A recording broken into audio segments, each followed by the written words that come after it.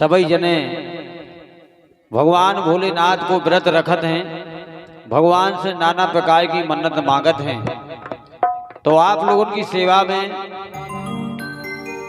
ये सावन का पावन पुनीत महीना है और सावन के माध्यम से आप सबके बीच में ये गीत है, गीत के गाने सुने, आप आनंद लें।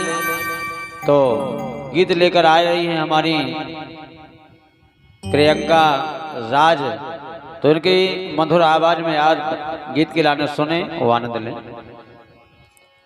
तो देखो, जैसे ही सावन को महीना लगो तो एक श्रीमती जी अपने श्रीमान जी से कह रही, का कह रही कि अब सुधर जाओ। अरे हरे, और का हमें महीना भर को व्रत करने। इतनी नहीं बिगड़े जितनी जानती हो। कह रही कि मैं तो सावन उपासी सोमवार सजनवा,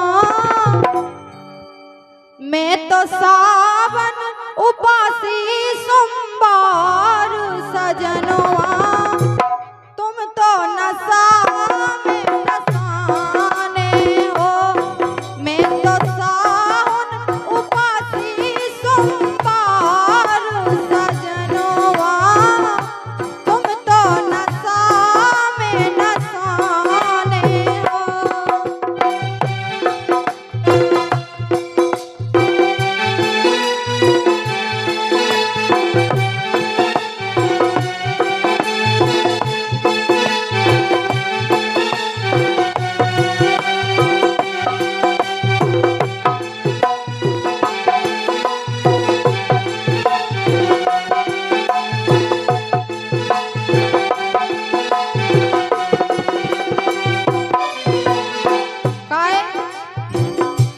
बिल्कुल 24 घंटा नशा करें, यही से ए अरे हाँ हो सजनवा, तुम तो नशा में नशाने हो। अरे हाँ हो सजनवा, तुम तो नशा में नशाने हो। मैं तो व्रत करे हो सोमवार सजनवा, तुम तो नशा में नशाने हो।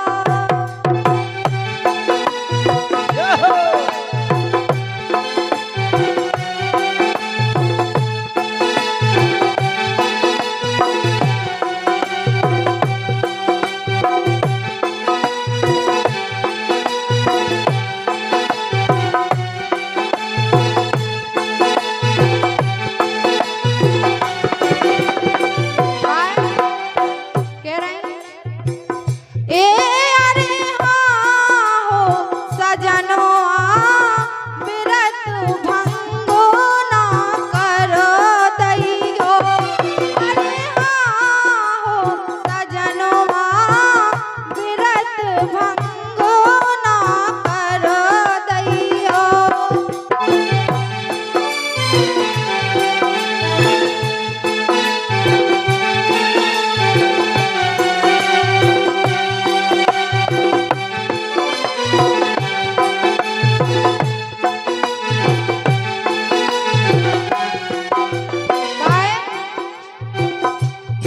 मोरी बेनती है,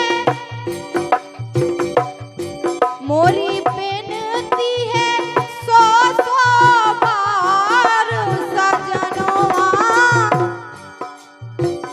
ए अरे हाँ हो सजनवा, तुम तो नशा में नशाने हो। मैं तो सावन उपासी सोमवार सजनवा,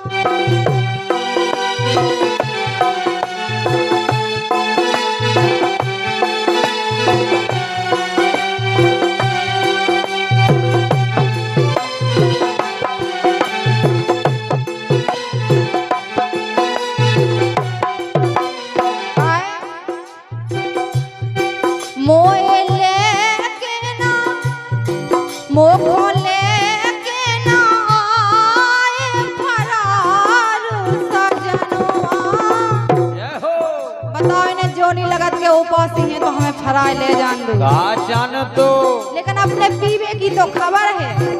नहीं, अब कहीं हमने बिल्कुल विचार कर लो कि किया लेके अच्छा आओ। मोखन लेके ना आए फरार सजनवा, तुम तो नशा में नशाने हो। मैं तो सावन उपासी सोमवार सजनवा, तुम तो नशा में नशाने हो।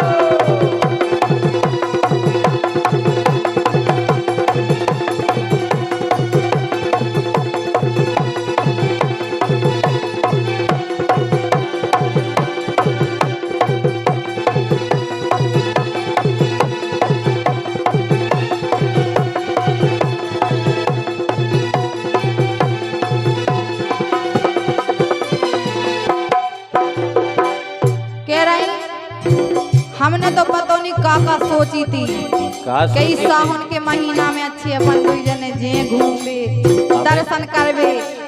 चिंता नहीं करने, सावन के महीना में पक्की में चलने जटाशंकर।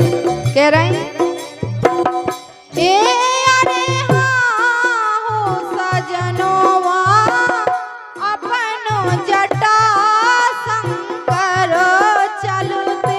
चल भी अरे हाँ हो सजनवा, अपनो जटा शंकर चलते।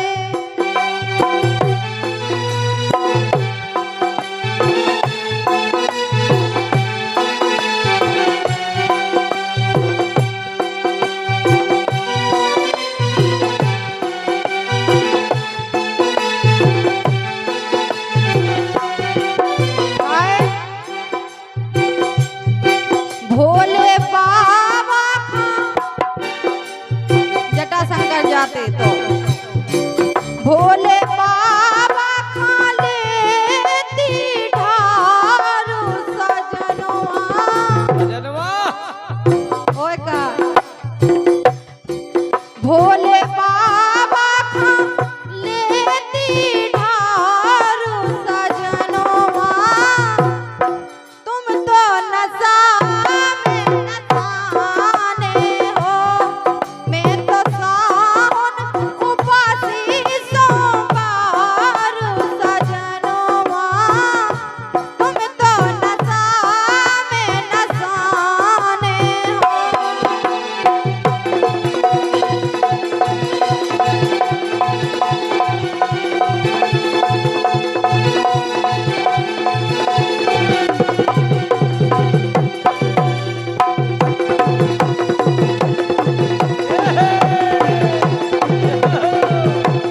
क्या बात है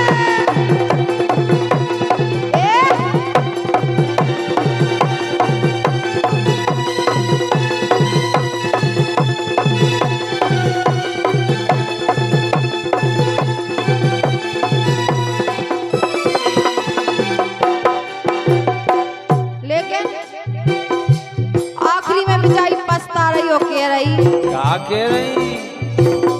ए अरे हाँ हो सजनवा, जनवा ए अरे हाँ हो सजनवा, तुमसे भला मौका से मिल गए।